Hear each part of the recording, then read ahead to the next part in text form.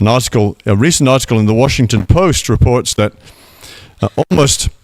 according to them, almost everyone has or harbors biases, prejudices.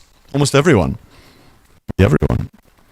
And that these attitudes affect even those who actively resist those prejudices, those feelings of superiority, of looking down on other people. A university psychologist, University of Kentucky as it happens, a psychologist says that much of our self-esteem, our feeling about ourselves comes from feeling better about ourselves than about others, particularly other groups. It's a very tribal thing, isn't it? Prejudice across all kinds of different groups, ethnic, social, sexual, so forth. Prejudice is something that's not easy to overcome. Even within the family of God, even within, I think, our own hearts. I'll say a bit more about that later. We do see a prejudice here, don't we, in verse 34. All shepherds are detestable to the Egyptians. Now, we're not really sure historically why. Some reasons are given as to why this may be. Possibly just a kind of a professional prejudice. Maybe shepherds were too coarse, too lowly in rank, perhaps too smelly. They smelt of the sheep in the fields. And for that reason, people look down on them. Perhaps, as it's probably true in our culture, office work, administrative work, mental work is valued above manual work, working in the fields. Would we be tempted to have the same prejudice, even when they're not striking, against bin men or street cleaners, looking down on them because they do work that we think is inferior?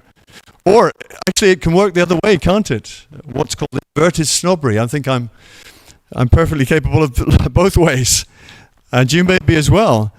We can look down on lawyers and politicians that we think, well, they're kind of above us, but in a way, and yet we have prejudices, don't we? It can work both ways, can't it? We can be in a position where we feel prejudiced against or biased against a group that culture would think is below us, and another group might think culture is above us.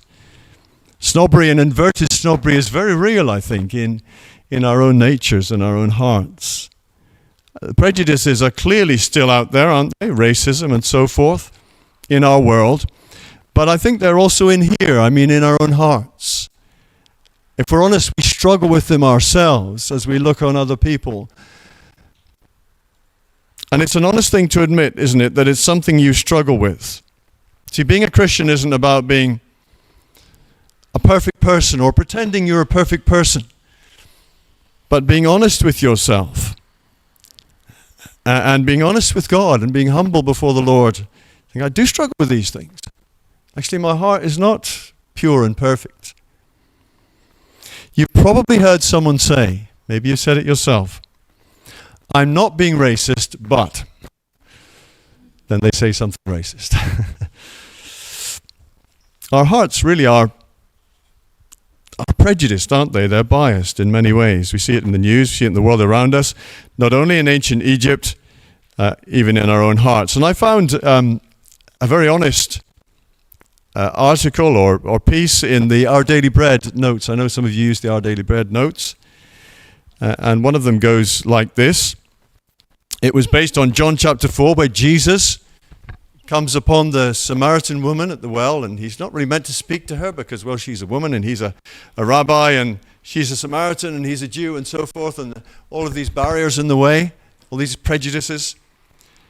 But this fellow writing about that, or inspired by that, to write this, I have a confession to make, he says. From time to time, old feelings of prejudice and intolerance well up within me. Even though I seldom express them and never want to, these sinful thoughts still spring up in my heart. He says, I grew up as a white, lower middle class, Midwestern, blue-collar American. My prejudices came from hearing such absurd statements as, rich people are arrogant snobs.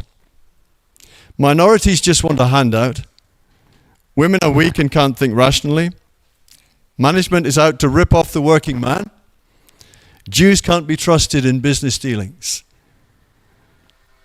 I know, he says, that these are untrue stereotypes. I sensed that even before I became a Christian. As a follower of Jesus, I know too that I must treat all people with respect because they've been created in the image of God. And then he speaks about how the Lord Jesus Christ overcomes all of those stereotypes, those prejudices, those barriers, to speak to this woman at the well, this immoral Samaritan woman at the well, who he's really not meant to be engaging with. And the disciples are surprised that he is, because he was free, the only human free, I think, from prejudices. So he says, I pray that the Lord will keep working in my heart until I am as free of prejudice and intolerance as he is.